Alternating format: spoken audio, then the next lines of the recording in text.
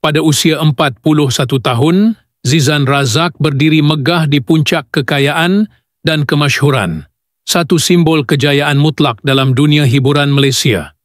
Siapa sangka anak jati Terengganu yang suatu ketika dahulu hanyalah seorang peserta lawak, kini hidup bagaikan seorang kerabat di Raja Moden. Kehidupannya dipenuhi dengan limpahan kemewahan, dari kediaman agam bernilai jutaan ringgit di kawasan elit Mont Kiara, lengkap dengan lift pribadi, teater mini, dan kolam infinity di atas bumbung, hinggalah ke koleksi kereta mewah yang memukau mata, Bugatti Veyron, Lamborghini Aventador, Bentley Continental GT, semuanya berkilauan di bawah cahaya garaj kristal pribadinya. Setiap langkah Zizan kini bukan lagi diiringi oleh penata gaya biasa, tetapi oleh pasukan imej antarabangsa yang pernah bekerja dengan selebriti Hollywood. Fashion hariannya bukan sekadar berjenama, ia adalah karya seni bergerak. Jaket Balmain custom made, kasut Louis Vuitton edisi terhad, jam tangan Richard Mille bernilai ratusan ribu ringgit. Semuanya hanya untuk satu makan tengah hari. Malah, kabar angin mengatakan beliau mempunyai satu bilik khas yang dipenuhi dengan hanya koleksi cermin mata hitam dan minyak wangi eksklusif dari Paris, Dubai, dan Milan. Namun, kemewahan Zizan tidak terhenti pada barangan pribadi semata.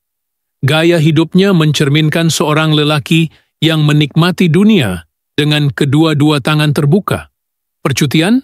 Bukan lagi di Bali atau Phuket, tetapi di atas kapal layar pribadi yang berlayar dari French Riviera ke Kepulauan Maldives, ditemani sahabat-sahabat elit dan tukang masak bintang Michelin. Majlis hari jadinya diadakan di atas helipad bangunan tertinggi Kuala Lumpur, dengan pertunjukan bunga api khas dan persembahan pribadi dari artis antarabangsa. Hidangan? Hanya Wagyu A5 yang diterbangkan terus dari Jepun, kaviar beluga, dan champagne yang dibuka dengan pedang.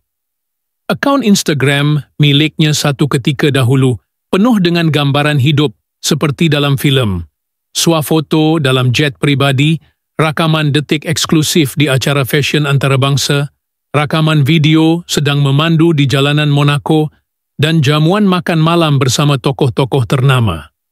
Namanya disebut dalam bisik-bisik golongan elit, dijemput sebagai tetamu khas di acara tertutup yang hanya dikenali oleh kalangan bilioner. Zizan bukan sekadar selebriti. Dia telah melangkaui status itu dan menjadi ikon gaya hidup. Namun begitu, suatu hari, tanpa sebarang tanda, Zizan lenyap dari kaca televisyen. Tiada lagi gelak tawanya menghiasi skrin, tiada lagi kelibatnya dalam program reality atau drama komedi. Media sosialnya membisu. Tiada kemas kini, tiada cerita, hanya keheningan digital. Wartawan hiburan bertanya-tanya. Peminat terkejut. Malah sahabat-sahabat industri pun tidak dapat memberikan jawaban pasti. Rumah agamnya sepi dengan pagar otomatik, tertutup rapat, dan kereta-kereta mewahnya tidak lagi kelihatan di jalanan ibu kota. Ada yang berbisik, kononnya Zizan telah berpindah ke luar negara, mungkin ke Switzerland, mungkin ke Emirat Arab Bersatu, untuk menikmati kekayaannya jauh dari tumpuan awam.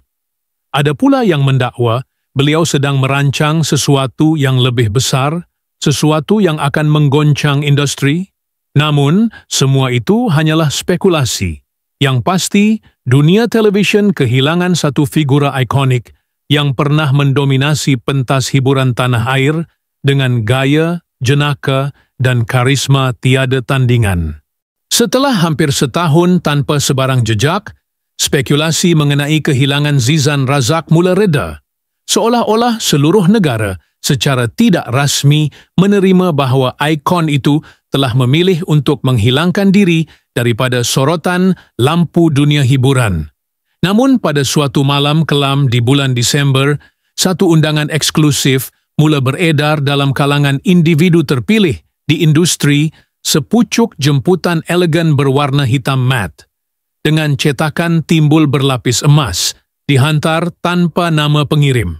Hanya tertulis, malam pendedahan, kehadiran wajib, rahasia akan terbongkar, disertakan lokasi yang dirahasiakan dan arahan untuk berpakaian formal hitam sepenuhnya. Wartawan hiburan elit, usahawan tersohor, dan beberapa bekas rakan artis Zizan hadir, masing-masing dibelenggu rasa ingin tahu. Lokasi itu, sebuah dewan kaca terapung di tengah tasik hutan, simpan pribadi di Janda Baik. Disinari oleh ribuan lilin terapung dan lampu gantung kristal yang berayun perlahan ditiup angin malam. Ketika jam berdetik tepat 9 malam, sebuah layar gergasi menyala.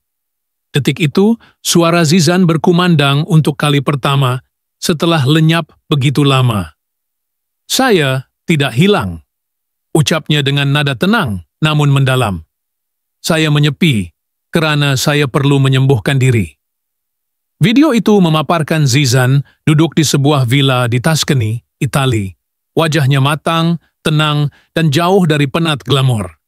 Beliau menceritakan tentang tekanan diam yang ditanggung selama bertahun-tahun, ketawa di depan kamera, walau hati bergelora, menjadi maskot hiburan negara hingga kehilangan jati diri sendiri. Kekayaan dan kemasyhuran datang dengan harga yang tidak terbayang oleh sesiapa. Apabila dunia memandang kamu hanya untuk menghiburkan, kamu mula hilang suara sebenar.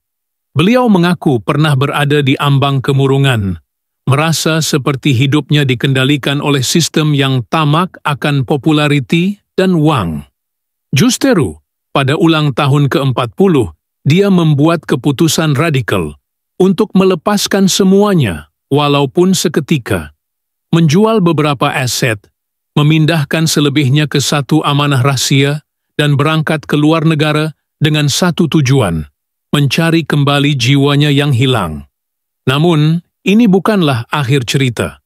Kerana malam itu, setelah tayangan selesai, dari balik tirai baldu hitam, Zizan Razak sendiri muncul.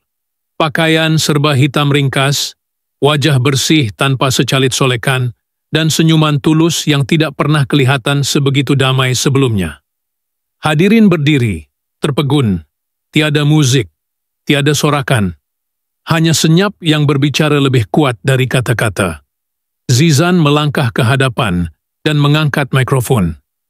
"Malam ini," katanya, "saya bukan kembali sebagai pelawak, pelakon atau selebriti. Saya kembali sebagai manusia. Dan saya ingin memberi sesuatu yang lebih bermakna dari sekadar tawa. Saya ingin menyentuh hati kalian." Tepukan bergema. Ada yang mengalirkan air mata. Ada yang tertunduk, terkesan dengan keberanian seorang lelaki yang memilih untuk melepaskan dunia yang menjulangnya demi memelihara dirinya sendiri. Pada malam itu juga, Zizan mengumumkan satu proyek khas, bukan film, bukan rancangan TV, tetapi sebuah pusat pemulihan kesihatan mental dan kreatif untuk artis tempatan. Dibina di atas tanah miliknya di Perak, dibiayai sepenuhnya daripada hartanya sendiri. Kerana tiada siapa patut hilang diri hanya untuk kekal relevan, katanya. "Saya hilang untuk mencari makna. Dan kini, saya kembali untuk berkongsi makna itu dengan orang lain." Malam itu ditutup tanpa gimik. Tiada persembahan, tiada sidang media. Zizan melangkah turun dari pentas, memeluk beberapa rakan lama, dan beredar perlahan ke arah hutan berkabus, diiringi cahaya lentera dan senyap yang menyucikan. Dan sejak malam itu, beliau tetap hadir, tetapi bukan di TV, bukan dalam program reality, bukan sebagai bahan gosip, tetapi hadir di mana jiwanya benar-benar ingin berada. Di tengah manusia, di tengah kehidupan. Dengan hanya beberapa bulan selepas kemunculan semula yang mengejutkan itu, berita menggemparkan dunia hiburan sekali lagi.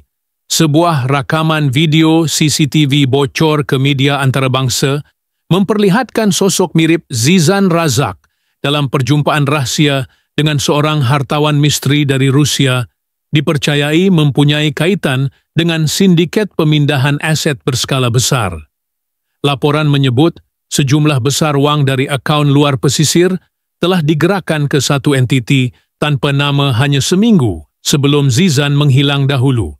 Lebih memeranjatkan, seorang bekas pembantu peribadinya muncul dalam satu wawancara mengejutkan dan mendakwa bahawa projek pusat pemulihan hanyalah tabir asap bagi menyembunyikan operasi luar negara yang tiada bukti konkret. Namun dunia mula berpecah dua. Adakah Zizan Razak benar-benar insan tercerahkan yang kembali dari kegelapan atau mastermind genius yang menyusun